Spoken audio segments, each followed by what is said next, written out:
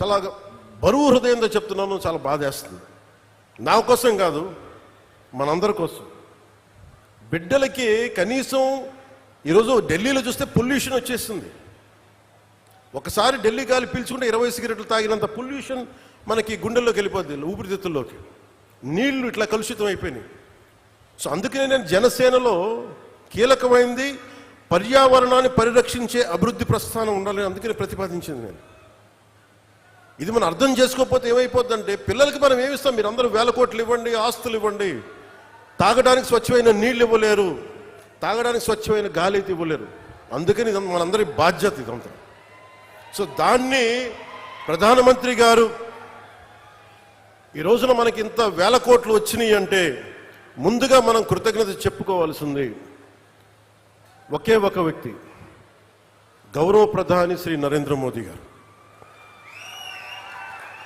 ఎక్కడో ఢిల్లీలో కూర్చొని ఆయన ఇక్కడ కూర్చొని మన గోదావరి జిల్లాలకు సంబంధించి, ఆంధ్రప్రదేశ్ నలుమూలల జిల్లాలకు సంబంధించి ఈ నీటి శుద్ధి చేసిన నీళ్ళు ఇవ్వాలన్న ఒక ఆలోచన ఈరోజు ఇంత బడ్జెట్ ఇచ్చింది. ఇది జేజేఎం, జల్ జీవన్ మిషన్. దీనికి ఇన్ని 1000 కోట్లు ఇచ్చారు.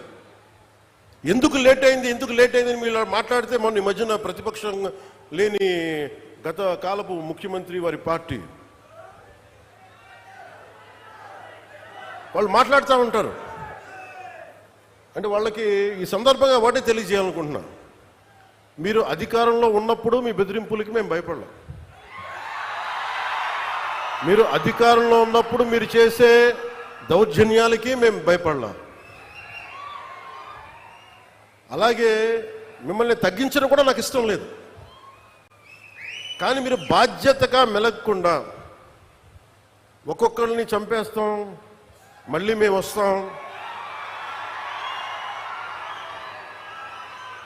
అని మీరు పిఠాపురం లాంటి చోట కూడా మీరు చిన్నపిల్లల మధ్యలో కాస్ట్ ఫీలింగ్స్ పట్టుకొస్తే మిమ్మల్ని, మీ అధోగతికి నేను ఏం మాట్లాడను, మీ దిగజారుడుతనానికి నేను ఏం మాట్లాడను.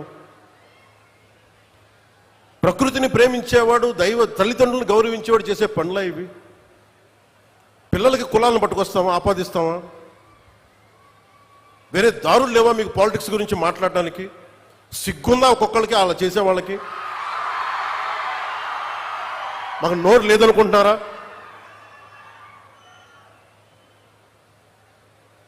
కూర్చొని మీరు కాంట్రాక్ట్లు వేస్తే కాంట్రాక్ట్లు వేసిన వాళ్ళందరినీ మేము బెదిరించేస్తాం, జైల్లో పెడతామంటే ఏమనుకుంటున్నారా మీరంతా?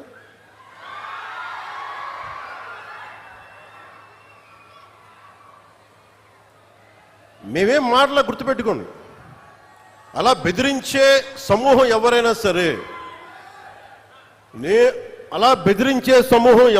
సరే, మిగతా వారి గురించి నాకు తెలియదు. పవన్ కళ్యాణ్కి అధికారం ఉన్నా అధికారం లేకపోయినా పవన్ కళ్యాణ్ ఎప్పుడు పవన్ కళ్యాణ్ లాగే ఉంటాడు, భయపడ్డాం.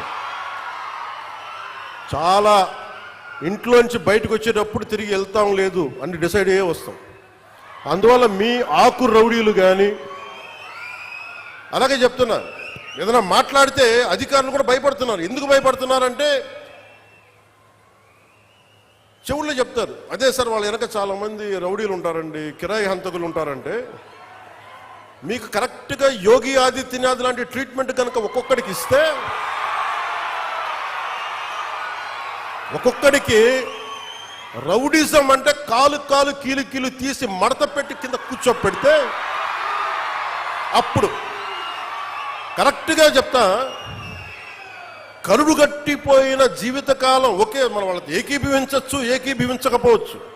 నక్సలైట్స్ తోటి, వామపక్ష తీవ్రవాదులతో మనం ఏకీభవించవచ్చు, ఏకీభవించకపోవచ్చు.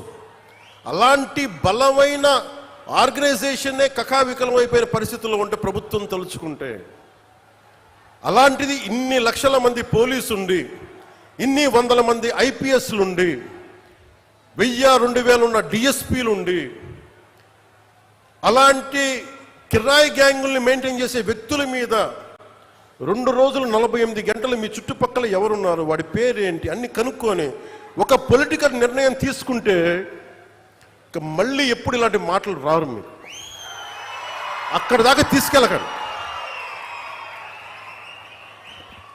మీరు ఇదే చెప్తున్నాను ఇంకొకసారి.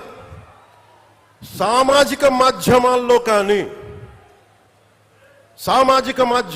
కానీ విదేశాల్లో కూర్చొని వాగే వాళ్ళతో సహా ఇక్కడ కూర్చొని భవిష్యత్తులో మేము వస్తాం, వచ్చి మేమేం చేస్తామంటే వచ్చినప్పుడే మీరేం పీకలేదు, ఏం మాట్లాడతారు ఇప్పుడు?